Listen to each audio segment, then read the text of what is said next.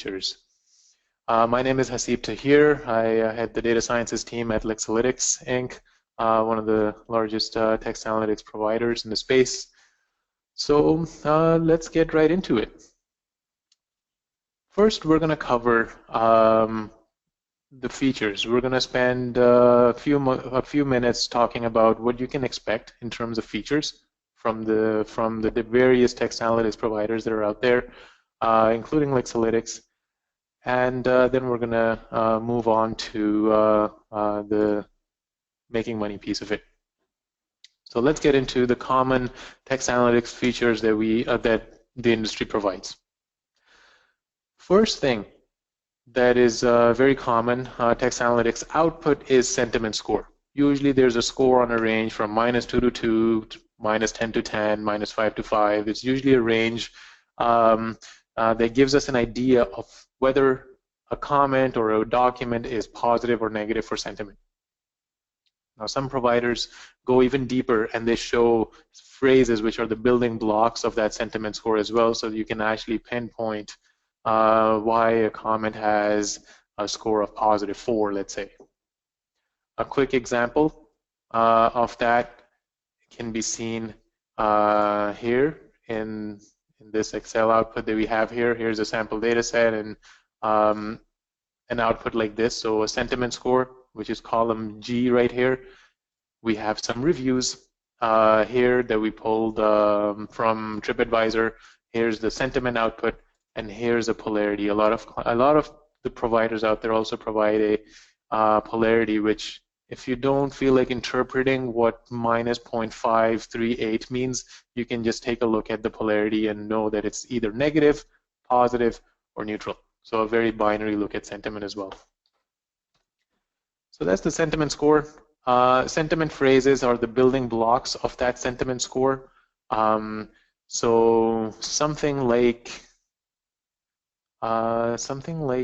this here, as we can see. Column J right here kind of shows us the most frequently, let me set that filter here. So here we can see not only the sentiment score, but we can actually see the breakdown of that sentiment score. So you can see these are all the sentiment phrases. Here are the scores associated with each phrase, and this is what was found in this first document to arrive at this sentiment score of -0.538. So a lot of providers give this information as well, which can be very helpful, and we're going to get into uses for this momentarily. Then themes. Themes also is another output that you can expect to receive. It's like a bullet point summary of what is going on in a document. So you don't have to read the document to figure out what's happening in there. You will get an automatic bullet point summary. Entities are all proper nouns. This is also a major output that is very useful in understanding business and how it functions and how people are perceiving your business.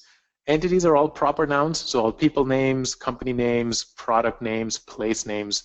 The text analytics tools can extract these proper nouns and show you the way they're being used.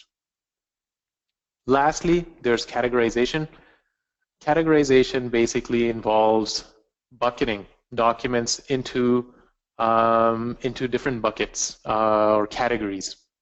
A lot of people use different approaches. Some come with predefined list of categories, and they'll group comments or documents into the predefined list of categories that they come with. Some allow you the functionality to create your own categories. Some use the same categorization schema as Wikipedia, so on and so forth. There are various ways, but at the bottom line, or at the end of the day, it's categorization of documents into different buckets.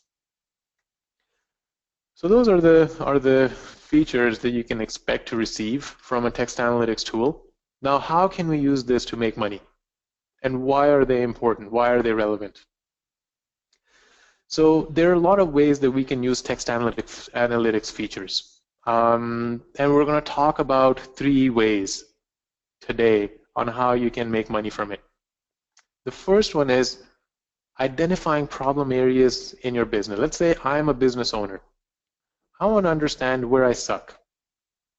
And the way to find that out is to see or listen to my customers. And the fastest and the quickest way of listening to a customer is by using text analytics.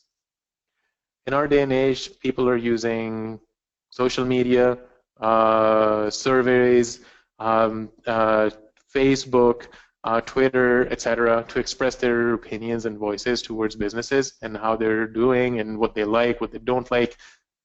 As a business owner, I want to listen to them. One of the ways that you can listen to them is by looking at sentiment and the phrases that people are using to express their emotions. So let's get into an example here.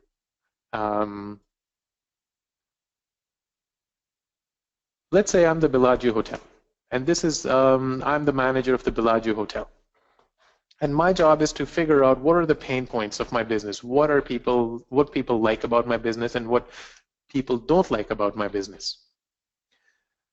I can take a look at phrases output, which shows the most frequently occurring sentiment-bearing phrases people are using to express their emotions in the data.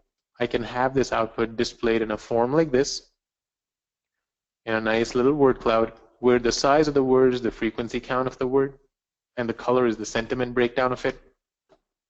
I can filter it out by polarity. So let's say I just want to know what the pain points are in my business. There we go. So I can take a look at it like this: bad, rude, smelly, overpriced, and so on and so forth. We can take a look at a chart like this that we can make in seconds. Similar table we can make like this. So here's the same chart just displayed in a tabular form. So we can see the negative sentiment bearing phrase and the frequency count. So going through this list, I can see, okay, expensive, overpriced, very expensive, pricey. These are sentiment bearing phrases that are popping up very frequently. So what this tells me is that people think that my hotel is expensive, it's pricey, or they're not getting value for their money. Now I have a few options here. For me to rectify this, I can either think about adjusting my pricing schema or coming up with some coupons for people who are booking a certain type of room within the hotel, etc. And once I do that, I change my business strategy, change my pricing strategy, these complaints are going to go away, and I'm going to make more money from my business. So that's one of the ways that we can. Also, another thing that we can do, we can always take a look not only at summary tables, but we can deep dive into the individual comments as well. So let's say I want to see why these people are talking about this my hotel being overpriced. I can go into here, I can just double click here, and I can read the underlying comment as well. Very overpriced on some things. Let's take a look here. There's a very overpriced for a very bad experience. So on and so forth. So I can read the restaurants are very overpriced, etc. So this gives me information that I can then use into making business decisions that are going to help me make more money. So that's one. Now it's equally important for me to track these over time as well. So I can make sure that now that I'm making a change in my business strategy to lowering, to make sure that people don't complain about my hotel being overpriced, I want to make sure that over time these complaints disappear and people stop using these negative sentiment-bearing phrases in the comments that they're feeding us. So that brings us to the next feature that we can use in text analytics to make money, is tracking your business pain points over time. So going back to the example of the Bellagio Hotel, we can create rules in text analytics tools out there that can track keywords, and then we can plot them on a chart against time, on a time frame window. Something like what you see on the screen here right now. And basically what this is essentially we're tracking the word rude in the comments for Bellagio Hotel, in the comments for Bellagio Hotel, and we're seeing how that frequency is changing. So here I can see, okay, there's certain spikes on the 15th of October.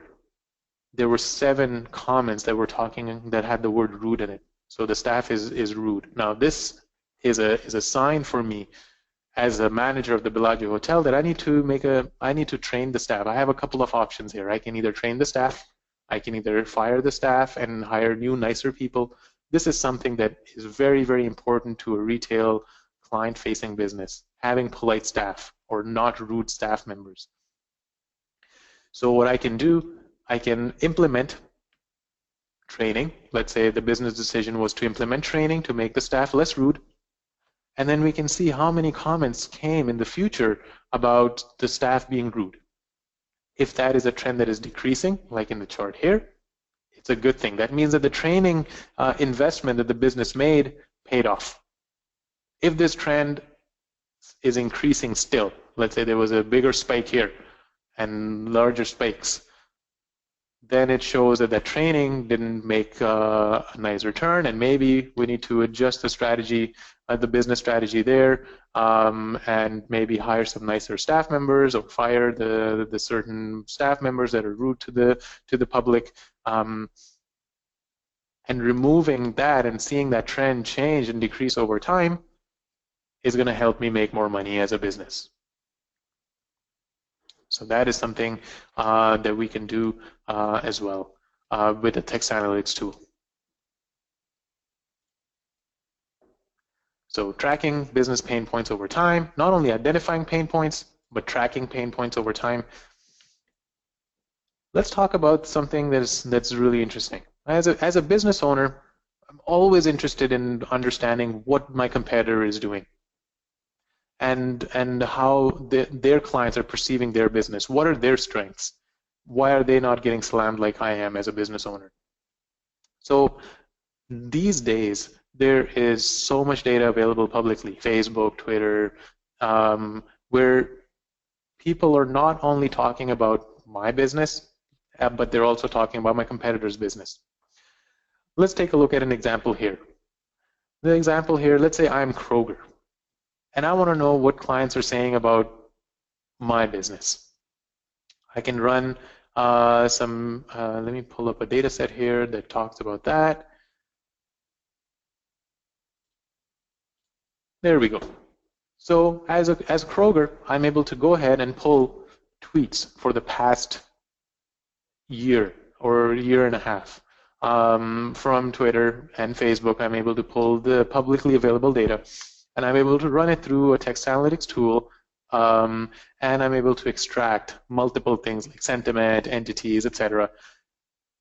And I can make a quick table like this that can walk me through what is happening in the tweets.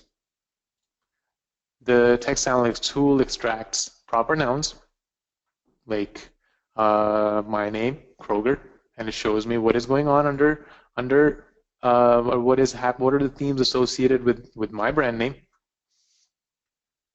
But I also want to see what is going on with my competitors. So in my space, we have a competitor, Harris Teeter.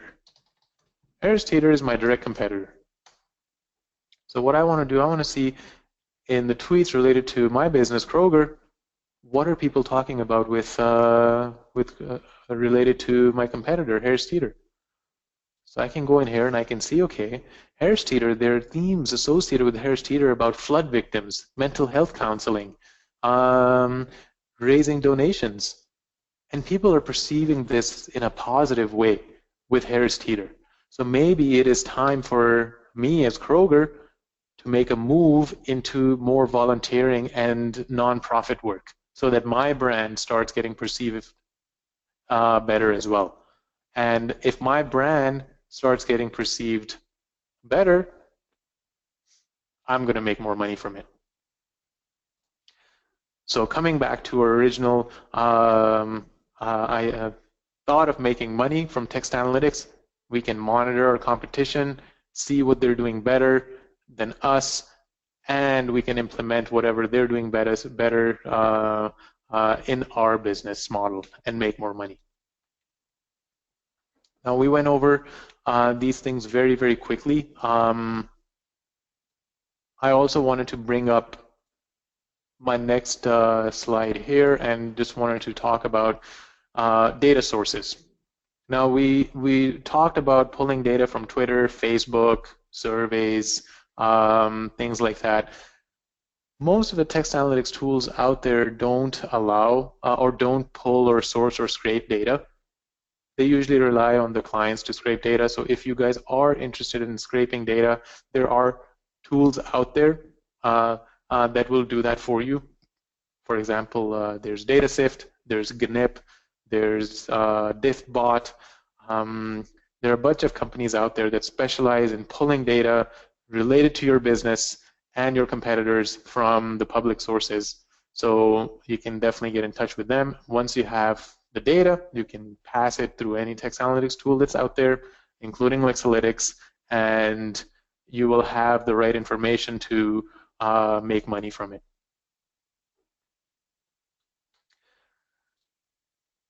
So that's it from the quick webinar here today to how to make money from text analytics. If you guys have any questions, any concerns, any feedback, or you want to get in touch with me and you want to see how we can use, how you can use your data to make, and text analytics to make money, you can get in touch with us and we can talk and figure out if text analytics is right for you and how you can use it to make money for your business. And the way to reach us is sales@lexalytics.com. So that's it, guys. That's all we have for today. You guys have a good rest of the day. Thank you. Thank you for joining.